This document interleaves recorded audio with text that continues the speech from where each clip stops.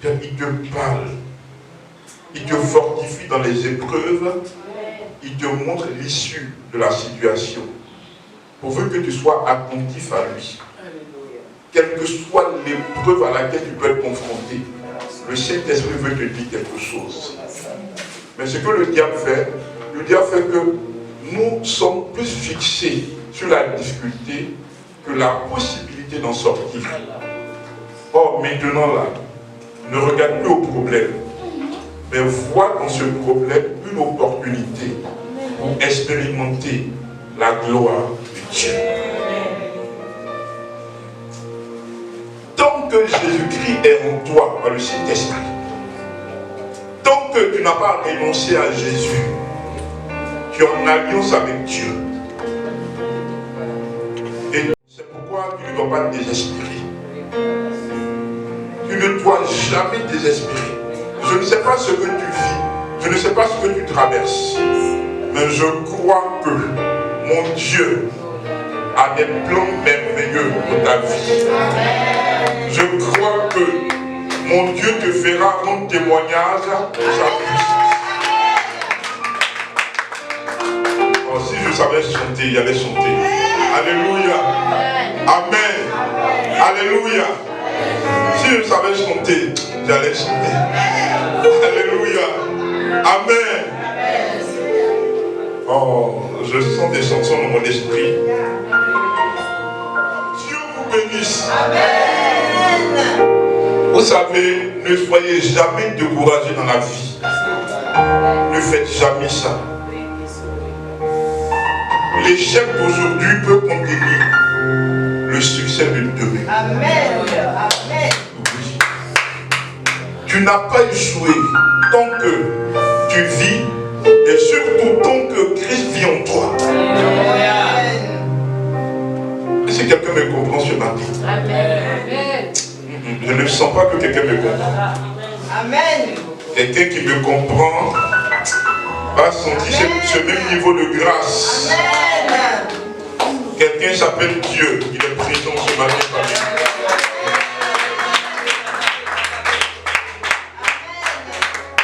Oh yes. Oh yes. We love you, Jesus. We love your presence, your grace, your anointing, your favor. Thank you for your favor. Thank you for your power. Thank you for everything. In the name of Jesus Christ. Amen. Thank you, Holy Spirit. Thank you, Father. Thank you, our God. Thank you, Lord. Thank you for your favor, for your grace. We want your grace. We want your favor. Oh yes. Alléluia. Que Dieu vous bénisse. Que Dieu bénisse le groupe musical. Que Dieu bénisse mon Balier pour ce travail merveilleux. Alléluia. Que Dieu vous bénisse. Amen. Je vous vois merveilleusement habillés en des couleurs glorieuses. On acclame le Seigneur pour le groupe musical. Le thème de ce matin, c'est la détermination à réussir. Alléluia.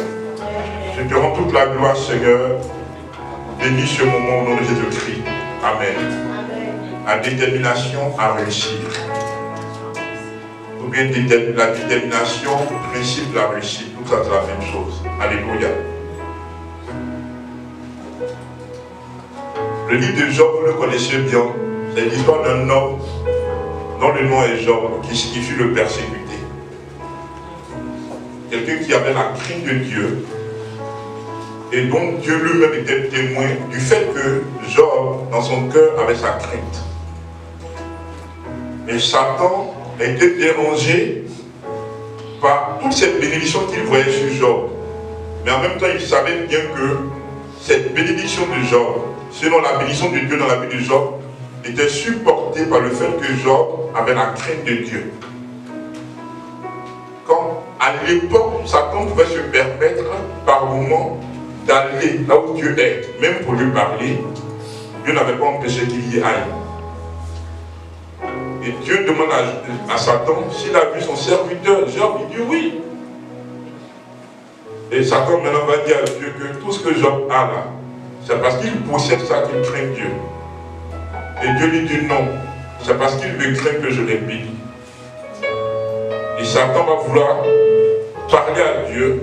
Et Dieu, pour prouver l'intégrité de Job, va permettre un temps soit peu que Job soit attaqué par Satan. Mais que la vie lui soit préservée. Mais ce qui est bien à la fin, c'est que Job est resté intègre malgré l'épreuve. Et Dieu l'a béni au-delà de ce dont il disposait, en ayant quand même permis l'épreuve. Ça peut arriver qu'on soit éprouvé quand on craint Dieu. Ça peut arriver que malgré tout ce que tu déploies comme effort pour ton zèle, tu ne sois pas en train de voir ce que tu veux. Ça ne signifie pas que Dieu t'a abandonné. Ça veut dire que Dieu t'a préparé quelque chose de glorieux. Amen. Alléluia. Amen. Donc c'est ce Job-là qui va dire, sinon Dieu va lui dire, à tes résolutions répondra le succès. Qui est aussi une portion dans la réussite. Autrement dit, la réussite, c'est quoi? C'est un résultat positif d'un examen. C'est un état d'accomplissement d'un projet. Et pour nous qui sommes spirituels, c'est la manifestation du programme de Dieu dans ta vie. Parce qu'on voit un peu. Je me rappelle, j'étais petit, à l'entrée en 6e, ça marchait. Et j'ai senti que j'ai fait la joie de ma mère, également de mon père, sinon de toute la famille. Donc là où il y a réussi, il y a joie, il y a fierté, il y a honneur, il y a bonheur. Et tout cela nous vient de Dieu lui-même. Quand vous voyez à la création, chaque fois que Dieu a fait quelque chose, Dieu voyait qu'il avait réussi. La Bible dit Dieu voyait que c'était bon. Et Dieu était donc content de son résultat parce que c'est ce qu'il voulait. Jusqu'à ce que Dieu, quand il a créé l'homme, la Bible dit, Dieu a vu que c'était très bon. Parce que l'homme, différemment des autres créatures, l'homme est un esprit à l'image de Dieu. Donc Dieu, pour la première fois, voyait son semblable. Et Dieu, quand il m'a vu, il était content. Alléluia. Il me regarde et puis il est content. Il s'est dit, voici quelqu'un qui sur la terre va me rebeller. Je crois que quand Dieu t'a vu, il était content. Parce qu'il ne voyait pas ce que tu appelles problème. Il voyait sa gloire par toi qui serait manifestée. Donc il a mis en toi la réussite. C'est pourquoi lorsque tu réussis, tu es content. Et quand tu échoues, tu n'es pas content. Parce qu'on se comprend. Donc, à tes résolutions, répondra le succès signifie la détermination que tu as dans la vie, tu dois la garder. Quel qu'en soit le prix, quelles qu'en soient les épreuves, même quand tu vois le contraire de ce que tu veux, tu dois rester déterminé. La détermination, c'est une sorte d'énergie dans ton cœur qui te pousse à vouloir atteindre l'objectif que tu t'es fixé, sinon l'objectif de Dieu dans ton cœur. Ça te pousse à t'encourager, à te fortifier, même s'il n'y avait personne pour le faire. Parce que des fois, Dieu lui-même vient, pas pour t'encourager, pas pour te fortifier, mais pour te dire, toi, prends courage. Pour te dire, toi, fortifie-toi. Pendant qu'il a toute la puissance dans sa souveraineté d'empêcher les problèmes, mais les problèmes pour Dieu sont pour te stimuler, pour te pousser à voir sa gloire, c'est vrai, mais des fois à découvrir en toi des potentiels dont tu n'as même pas conscience. Souvent c'est dans les difficultés que tu te rends compte de l'intelligence que Dieu a mise en toi. C'est dans les problèmes que tu sais gérer l'argent. une femme dans le foyer de qui il y avait des problèmes, qui allait voir un marabout. Il l'a regardé comme ça. Il lui a dit, c'est quelle vue là, c'est un problème qui est tellement grave. Ce sont les sorciers de sa famille qui font ça. Mais qu'elle fasse un effort pour envoyer la dent d'une panthère. Alléluia. Et la femme a tout fait. Elle a pu découvrir une panthère quelque part, qu'elle a pu endormir, finalement, dont elle a pu extraire la dent. Et puis elle l'a envoyé au marabout. Quand il l'a vu, il a commencé à l'acclamer. Il a dit, cette fois-ci, ce ne sont même pas mes génies qui m'ont parlé. Je voulais voir à quel point tu veux voir la résolution de la situation que tu vis. Mais à quel point tu as été patiente. À quel point tu as pu avoir l'imagination pour pouvoir endormir une panthère. Tu n'as pas tenu compte du fait que ce soit un animal dangereux, mais tu veux que ça marche dans ton foyer. Cette fois, ce que tu as eu là, c'est ça la solution. En fait, dans le fond, c'est la détermination dans le cœur de cette femme qu'il voulait mettre en évidence. Ça signifie quoi? Il voulait qu'elle se rende compte qu'elle a toute cette force qu'elle recherche. Est-ce que vous comprenez un peu? C'est comme des fois quand tu es dos au mur, que tu sais que si tu ne peux pas t'en sortir, c'est la mort. Tu ne sais pas d'où te vient cette énergie qui fait que les solutions viennent. C'est Dieu qui a mis en toi les solutions qu'on cherche. Des fois, les choses ne nous viennent pas de l'extérieur. Est-ce qu'on s'y comprend? Des fois, généralement, c'est pour nous qui avons la grâce d'avoir reçu Jésus-Christ, le Seigneur Jésus-Christ qui a mis en nous le Saint-Esprit. Le Saint-Esprit est Dieu. Et le Saint-Esprit, en tant qu'Esprit, généralement nous parle. Il nous fait ça, fais ceci, ne panique pas, reste ici à cette heure. Et il nous pousse à être déterminés. Est-ce qu'on se comprend? La réussite, c'est ça. C'est un état de vie où tu es pour recevoir les récompenses de tous les efforts que tu as faits, de tous les principes dont tu as connaissance, que tu as appliqués. Et à ce niveau de vie, contrairement à ce que vous pensez, les gens qui réussissent dépensent moins, mais ils ont plus. Ils sont dans une position de faveur et de grâce, où tout leur devient gratuit, quasiment. Et c'est ce que je souhaite pour vous. Et c'est ce que je veux que Dieu fasse dans votre vie. Amen. La réussite est l'une des bénédictions de Dieu pour notre vie. Abraham, notre père, a réussi. En Genèse 24, le verset 1, la Bible dit, Abraham était avancé en âge, vieux. Abraham était béni en tout. Abraham donc a réussi sa vie. Il a réussi dans tous les domaines de sa vie. Alléluia. C'est comme les gens avec qui tu allais à l'école, puis à un moment donné, vous étiez au CP1, vous arrivez au CM2, et puis CM2, déjà quand ça marche chez les uns, les autres chez qui ça n'a pas marché, là, vous ne vous voyez plus de la même manière.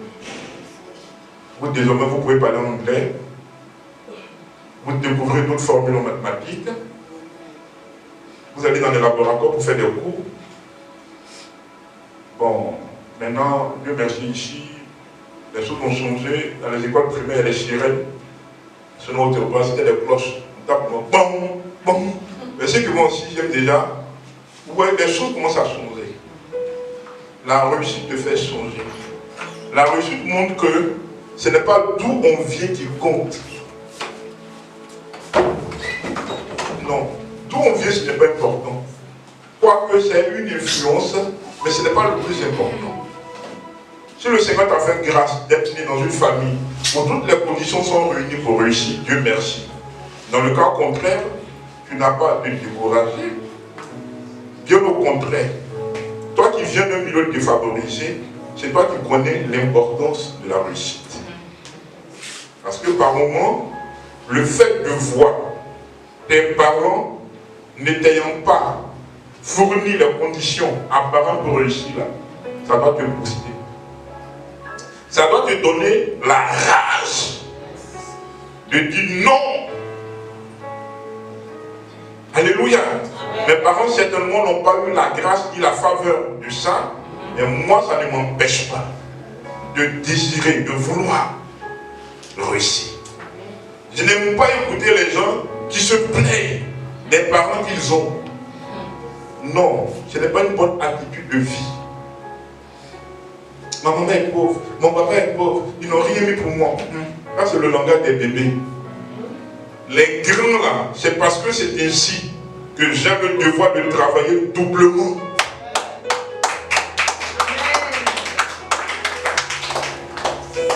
L'actuel ministre de l'enseignement supérieur qui fut mon professeur à l'université, le cas n'a pas empêché d'être docteur d'État en physique.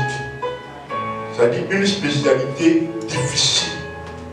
Donc chaque fois il encourage les étudiants à étudier, à travailler. Il leur dit, quand tu viens des milieux défavorisés là, toi tu dois travailler plus que les autres. Amen. Et c'est un bosseur. Amen. Je ne le vois pas. Je suis content qu'il soit ministre, mais je vois encore le monsieur qui à l'université m'enseignait. Il a été mon professeur en mécanique puis en optique. Un bosseur, un grand chercheur. Alléluia. Voici des exemples de vie. Quand on veut réussir là, on a des modèles auxquels on veut ressembler. Amen. Je ne sais pas pourquoi, il fut un temps, quoique mes deux parents étaient en vie, je me suis retrouvé chez mes grands-parents d'un campement. Ça m'est arrivé très petit. Je ne sais pas pourquoi. Mais Dieu savait pourquoi. Tu peux te retrouver dans un endroit apparemment défavorisé, mais pour Dieu, qui est ton moment d'enseignement, Dieu veut t'ouvrir les yeux. Dieu veut t'enseigner des choses importantes pour demain. Abraham, notre père dans la foi, a connu des épreuves. Mais ça n'a pas empêché que Dieu le bénisse en tout. Rien ne doit t'empêcher de réussir. Parce que la réussite est en toi de la part de Dieu. Quand nous réussissons, ça glorifie Dieu. Ça honore Dieu. Ça le rend fier de nous. Vous savez, il est facile de dire ce n'est pas important de réussir. Peut-être que tu n'as pas encore vu la réussite devant toi. Peut-être que tu ne t'es pas retrouvé avec des amis avec qui tu as commencé. Des fois, les gens avant qui tu as commencé. Et puis tu vois la réussite à changer leur vie. Qui a une fois vu ça? Non. Vous avez commencé, ou bien des fois tu as commencé à personne. Et puis, cette grâce à la réussite là, illumine sa vie. Ce n'est plus la même personne. Quand je parle de réussite là, c'est un niveau de vie où, quand tu te réveilles, tu cherches ce que tu vas faire qui te plaît. Tu ne cherches plus l'argent. L'argent est là. Dieu veut que nous parvenions à ce niveau d'élévation. Amen. Ou quel que soit ceux qui viennent devant toi pour te présenter leurs besoins, tu sens qu'en ce moment donné, tu as le canal de Dieu pour répondre à ses besoins. Dieu ne veut pas que tu sois seulement béni, mais que tu sois aussi une source de bénédiction. Ça, c'est la réussite qui fait ça. À un moment donné, tu n'appartiens plus à ta famille, à un quartier, il y a des gens qui appartiennent aux nations. Voici où Dieu veut vous conduire. C'est pourquoi vous devez être déterminé. Parce que Dieu ne vous bénit pas pour vous-même. Il y a des gens en vous voyant qui ont de l'espérance. Quand vous allez leur dire comment ça a commencé, quand vous allez leur dire qu'il fut des temps où vous ne mangez même pas, ils vont dire non, quand même, tout le monde peut dire ça. sauve-toi.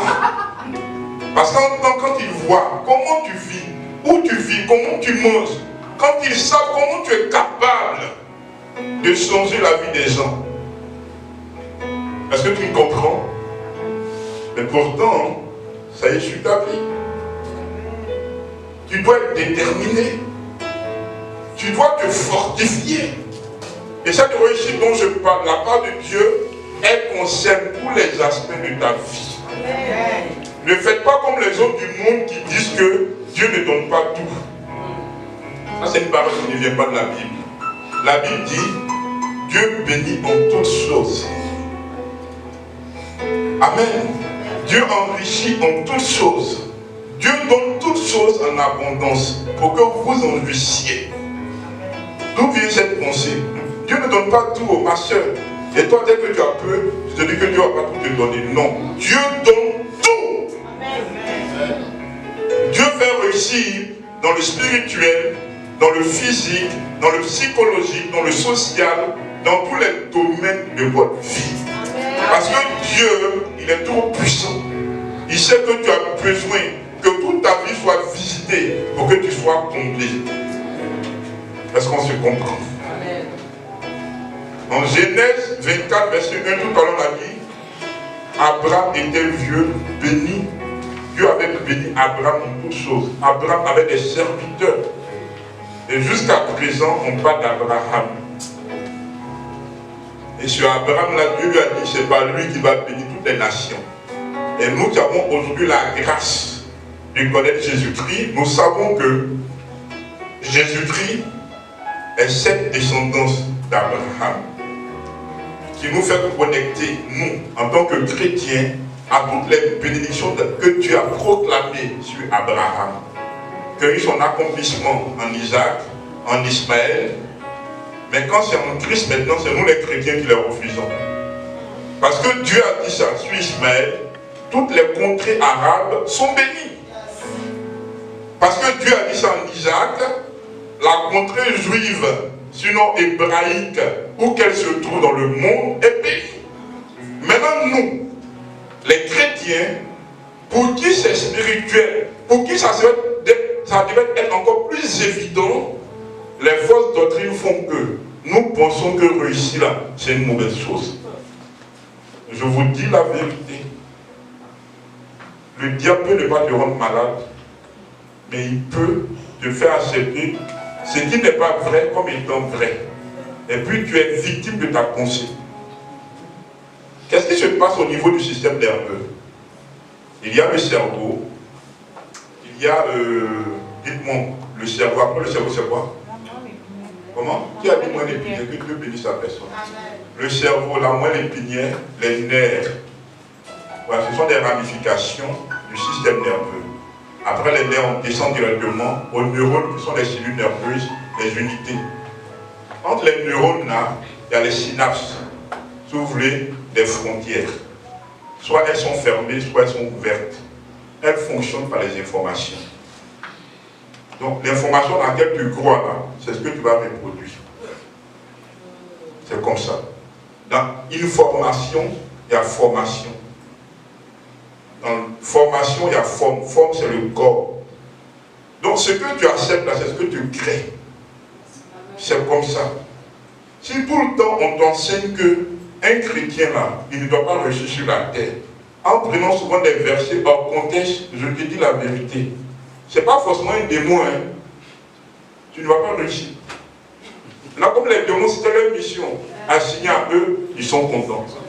Ils travaillent moins, mais le résultat qu'ils veulent, toi-même tu l'as créé. C'est comme ça, bien aimé. Est-ce qu'on sait comme... Des fois, c'est ça le problème des gens.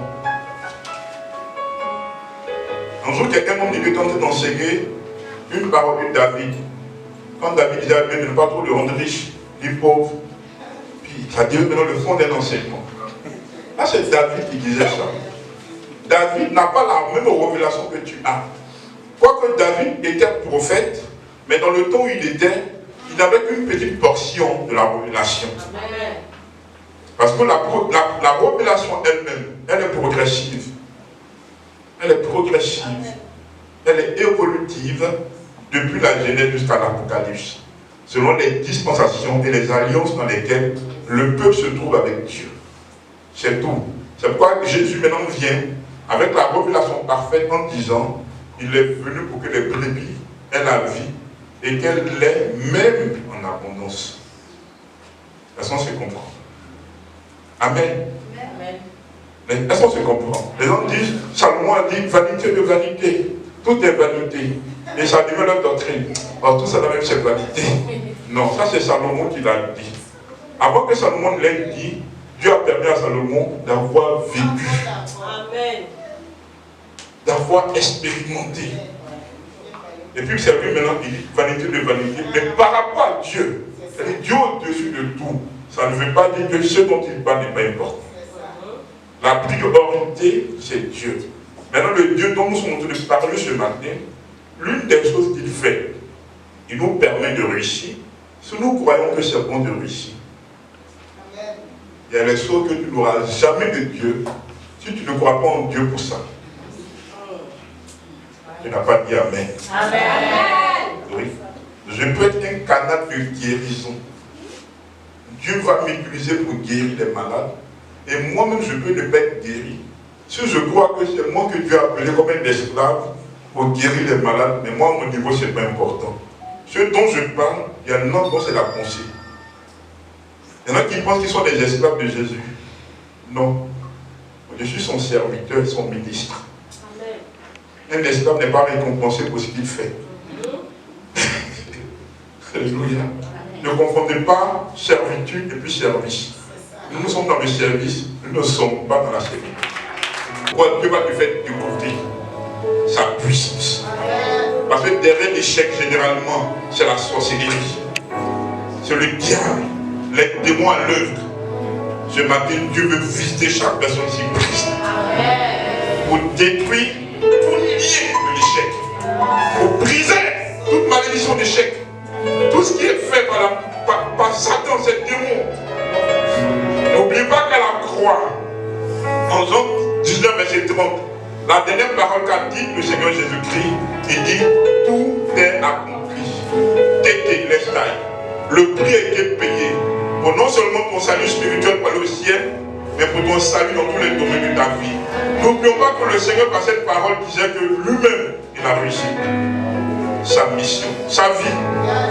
C'est pourquoi, en tant que ses fils, en tant que ses disciples, en tant que les fils de Dieu en Jésus-Christ, nous allons réussir. Le Saint-Esprit n'est-il pas l'esprit de la gloire? La gloire n'est-elle pas l'excellence? L'excellence n'est-elle pas le niveau de réussite élevé? Sa grâce de réussite. Et une onction qui vient du ciel. Briser tout ce qui est échec. Il ne connaîtra plus l'échec. Non, non, non. L'échec dans ton mariage. L'échec dans ton désir d'enfanter. L'échec dans ton désir de réussir. Tous ces échecs-là vont s'éloigner de toi. Alléluia. Alléluia. L'échec fait honte. Oh, Dieu ne t'a pas appelé pour que tu aies honte. Vous avez l'avantage de la réussite, c'est quoi? Tu veux même qu'on te demande ton enfant fait quoi? Et puis, ah, mon enfant, oui, ça c'est la réussite là. Non, mon enfant, là, maintenant il est ingénieur. Non, il est devenu médecin. À tout moment, il est préfet de telle ville. Mais quand c'est le contraire, tu ne veux même pas qu'on te demande, alléluia, mais les choses vont changer. Les choses vont changer. Les choses vont changer. L'indignation va s'éloigner de toi. L'humiliation va s'éloigner de toi. Les choses bizarres vont s'éloigner de toi. Dieu veut opérer ce matin. Dieu veut opérer. Tant spirituellement que je sens une action d'opération. Je ne veux pas d'opération physique. Quelqu'un est sur le point de subir une opération, mais que le Saint-Esprit lui-même veut faire. Je vous dis la vérité. C'est-à-dire l'opération n'a pas avoir lieu. Le Saint-Esprit lui-même veut briser cette maladie. On se lève, on lève les mains. Quelque chose de Dieu en train de descendre. Demande à Dieu de te visiter par sa puissance. Commence à refuser l'échec dans tous les domaines de ta vie. Refuse l'échec et invoque le Dieu qui fait réussir. Yes. Dans ma vie, dans